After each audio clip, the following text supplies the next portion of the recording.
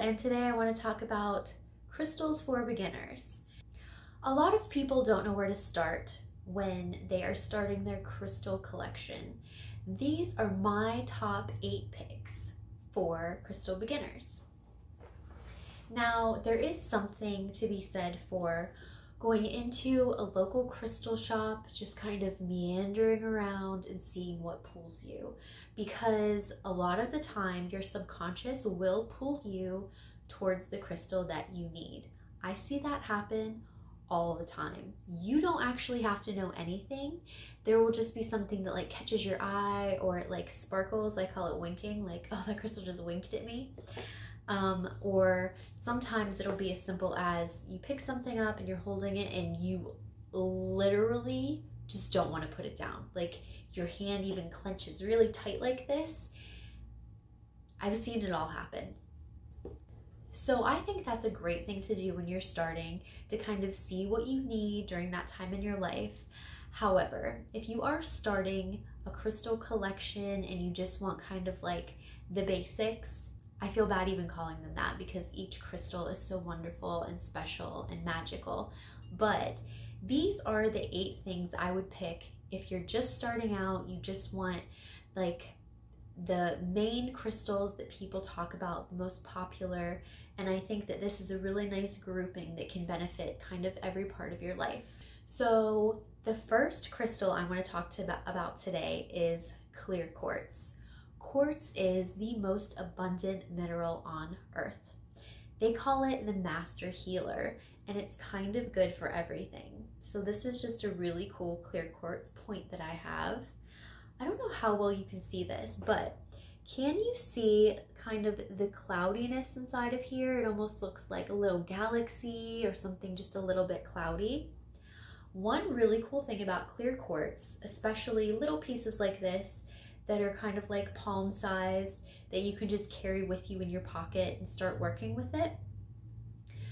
So if a crystal that you're carrying and working with has that little like cloudy galaxy in it, I have heard people say that as the crystal is kind of like healing things through you, it's also healing itself. So if you're working with a crystal for a few months and it's clearing things out of you and you look at it and your crystal looks different, a lot of times as they're clearing up your problems, they're also going to clear themselves up.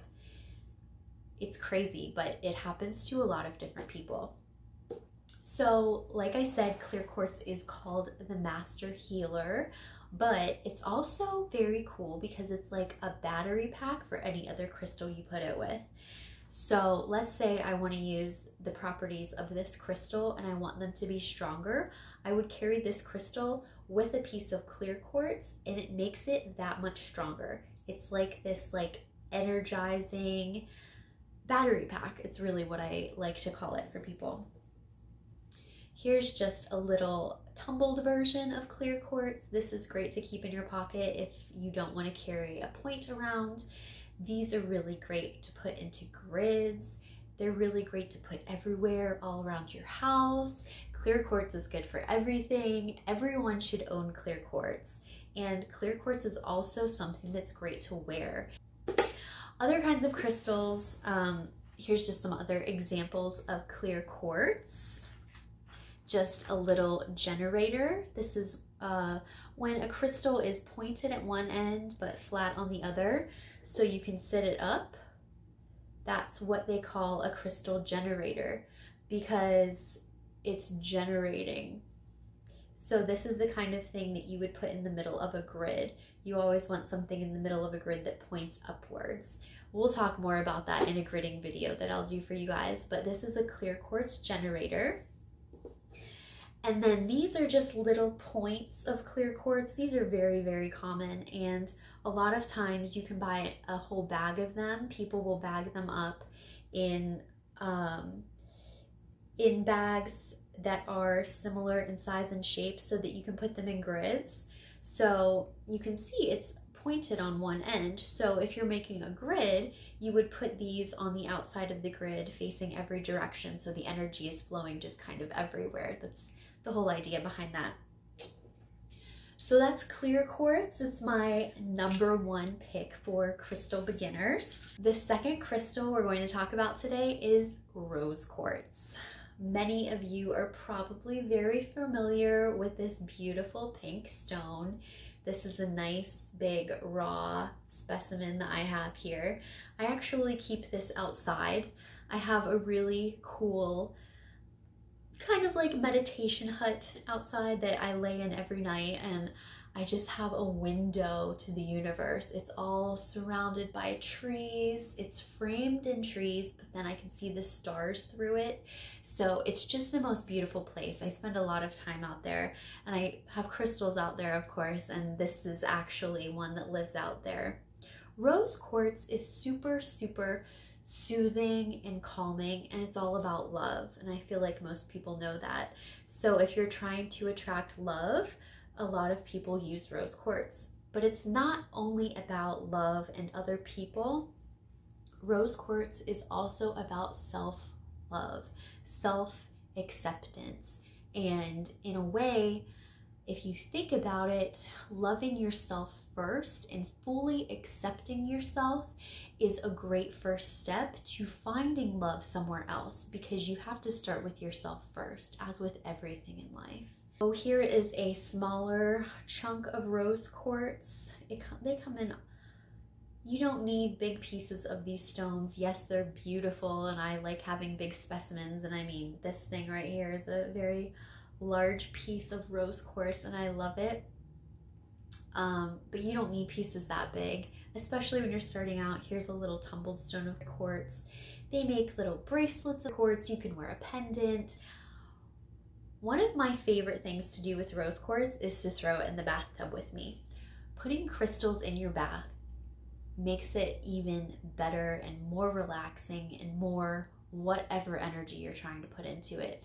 Rose quartz and clear quartz are my two favorite crystals that I put in the bath with me. And I put a ton of salt in the bath with me too, and salt is an energy conductor. So if you're filling the bathtub with water, you're putting a lot of salt in it, and then you drop these crystals in it, then salt is an energy conductor, and the energy is just kind of going all over the water, and it feels amazing in there, and you're soaking up all the benefits of the crystals.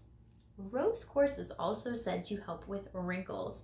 They make a lot of really cool, I don't even know what you would call them, a lot of cool facial sculpting things out of rose quartz, because rose quartz is known to help with wrinkles. But a really cool thing to do with it is to place a piece of rose quartz outside. Even if you want to put it, like, if you don't have a yard and you want to put it just outside on your windowsill, you let it get covered by the morning dew, and then you actually rub it on your face in the morning. It's supposed to be a great anti-aging agent.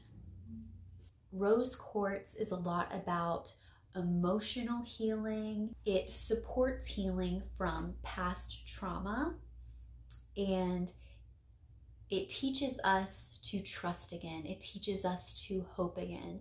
So again, that's kind of like the self-love of it, teaching you to become whole and trust other people and be hopeful for other people. And that is what puts you in that vibration space of attracting new love. Rose quartz helps you release tension and stress. It's great to keep in the bedroom because of that calming, soothing energy, but also because of the love energy. So rose quartz would be one of my top picks to keep in the bedroom beside the bed. Keeping in with that same kind of like soothing, calming energy, we're going to talk about amethyst next. Amethyst is another one that a lot of people are very familiar with its purple color. It's kind of like famous. It's good for the crown chakra, which is also why amethyst is known for helping you get rid of headaches. Yes, amethyst is soothing, and some people even go so far as to call it a natural tranquilizer. Amethyst soothes irritability, balances mood swings, it activates spiritual awareness, and it enhances your psychic abilities. A lot of people use amethyst for connecting to spirit, and it's all kind of tied in with the crown chakra thing. So it's helping you kind of open your crown chakra, and that's one of the places where you do receive connection to spirit or whatever it is that you want to call that. Amethyst is also known as the sobriety stone.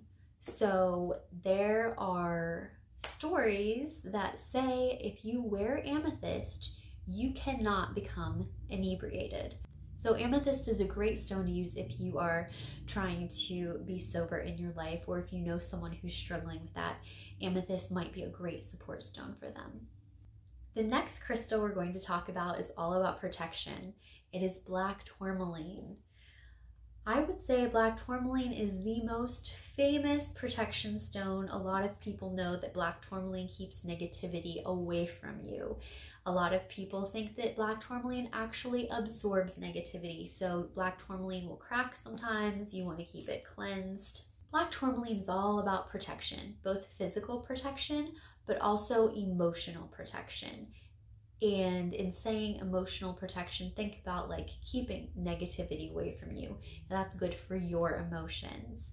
I wouldn't so much say that black tourmaline is a great psychic protection stone. There are other stones that I think are better for that, and we'll talk about that later as well. But for protection in general, black tourmaline is a great pick. And I think that when you're starting out with crystals, you definitely need some sort of a protection crystal. As a rule, most of the black stones are protective. So you could substitute obsidian or shungite or onyx, something like that for protection. There's a lot of other crystals that aren't black that are great for protection. Tiger's eye is a really famous protection stone, and even fluorite is really protective. But I would say definitely please get some sort of a protection stone when you're beginning. If you're trying to set up a beginner set or whatever, protection is definitely important. The next stone we're going to talk about is all about luck and prosperity, is green aventurine. This is a nice big chunk of green aventurine. This is another large raw stone that I keep outside in my hut for extra good energy out there. Again, you don't need super large pieces. Here's a small piece of green aventurine. Green aventurine is something great that you want to put in your pocket if you're going to a casino, or if you're going to play bingo, if you're going on a job interview, if you're meeting someone's parents for the first time. Green aventurine is just all about good luck in general. It's also very soothing. It's useful for the heart chakra. It's good for working through emotional issues, and partly because it does help you open your heart chakra, and it is so soothing, so it kind of puts you in the place to allow all of that healing to go on. The next crystal we're going to talk about is another one that is great for wealth and prosperity and things like that, and it is citrine. So we're going to talk about both kinds of citrine. If you didn't know, there is natural citrine, which occurs naturally, and it looks like this. This is kind of the color. This is a smoky citrine, but you can see it kind of has the same color profile, especially on this top portion. It's just natural citrine. The other kind of citrine we're going to talk about is heat-treated amethyst. So man manipulates this crystal to make it look like citrine, but I have heard that it has the same properties. A lot of people have very strong feelings about heat-treated citrine. They don't like it. They don't want anything to do with it. They are angry that someone messed with crystals. And I get that. However, I don't discriminate against any crystals. I love all of them, and I do feel some of the same types of energies from the heat-treated amethyst as I do from natural citrine. And all I'm really trying to do is mimic nature. In nature, it is naturally heated up, and that's how it gets its beautiful color. So man is just really trying to mimic nature, so I don't hate it as much as a lot of people do.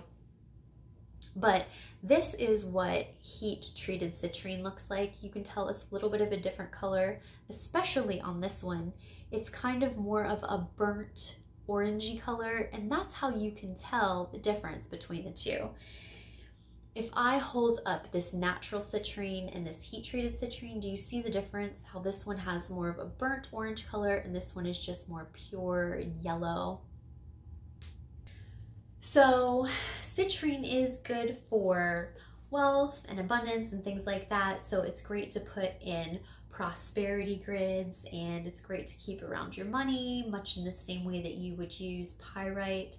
I have a great video on pyrite that I'll link down below for you guys to watch. It's my favorite crystal for attracting wealth and abundance. But citrine and green aventurine are two other ones that are great for that kind of thing. You know, I talk about gridding a lot, and little ones like this would be great in gridding along with pyrite and green aventurine and garnet, jade, maybe some black tourmaline as a filter. But I'm not going to get carried away. We will talk about gridding in many other videos, I promise. I have to bring it up because it's something that's so good to do with crystals like this. Another thing that citrine is really, really great for is energy. If I'm having a day where I feel like I didn't sleep that great and I feel like I'm gonna need some extra energy during the day, I'll put citrine in my pocket. Or I recently just found a citrine bracelet, which I'm really into, and they make pendants, they make rings. Citrine's a great thing to wear. Citrine's just a great crystal to have. The next crystal we're going to be talking about is selenite. Now, selenite is great to have in a crystal collection because selenite keeps other crystals cleansed and charged. If you are just beginning with crystals, crystals do kind of absorb the energy that is going on around them, especially if they're fixing something.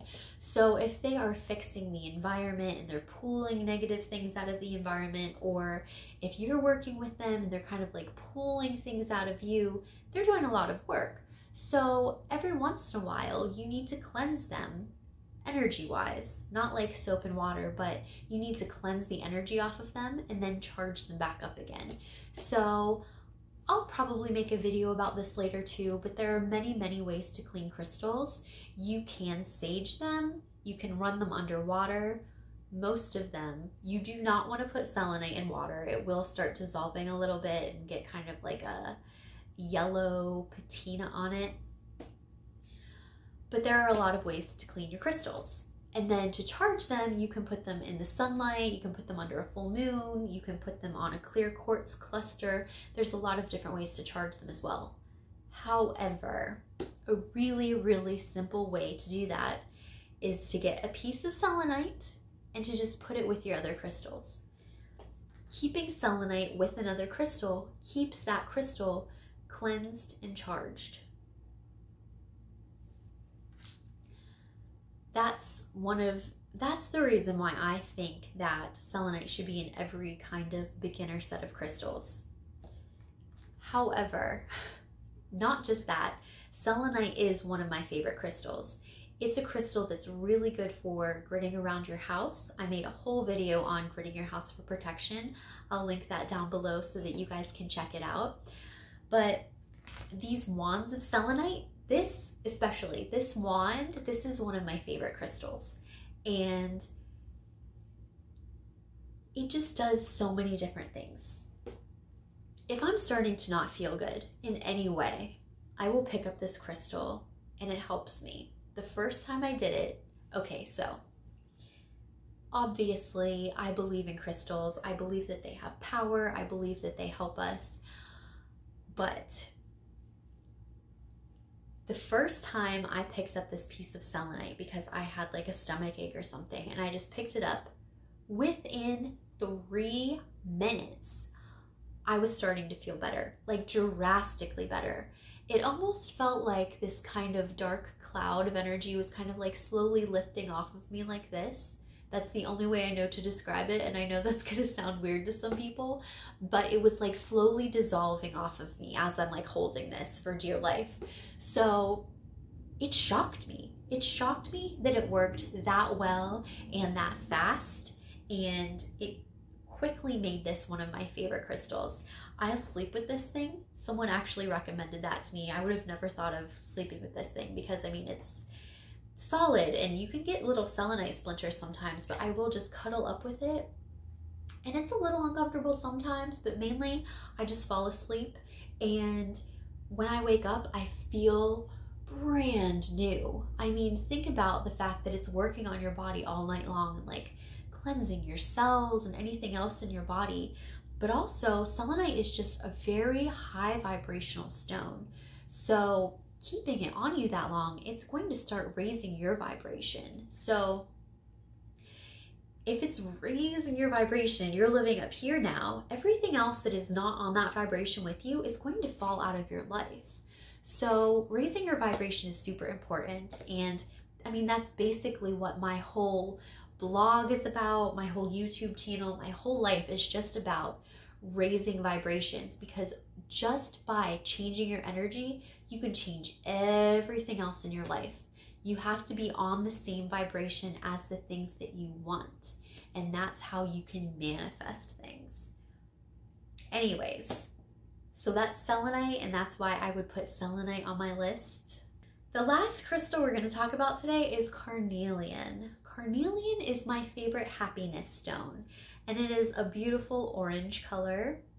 And I didn't realize until I was about to make this video today that I hardly have any carnelian. I do have a few pieces of jewelry that I'll wear, but as far as just stones laying around, I don't have a lot of it. So I'm gonna have to get more now that I've realized that. But I do have this piece of, this is called Carnelian River Rock, and it's just like whatever looking like this, but if you actually backlight it, it has this gorgeous orange color. So carnelian is all about happiness, but it also is kind of like an energy booster, a lot like the citrine. And with both yellow and orange stones, think about it as color.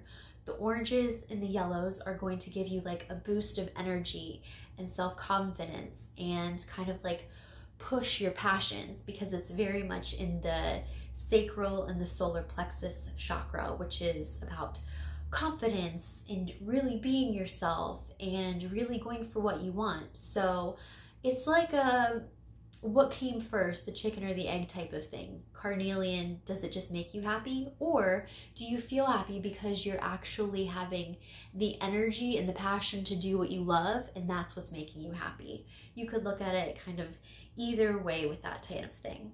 So those are my top 8 picks for beginner crystals.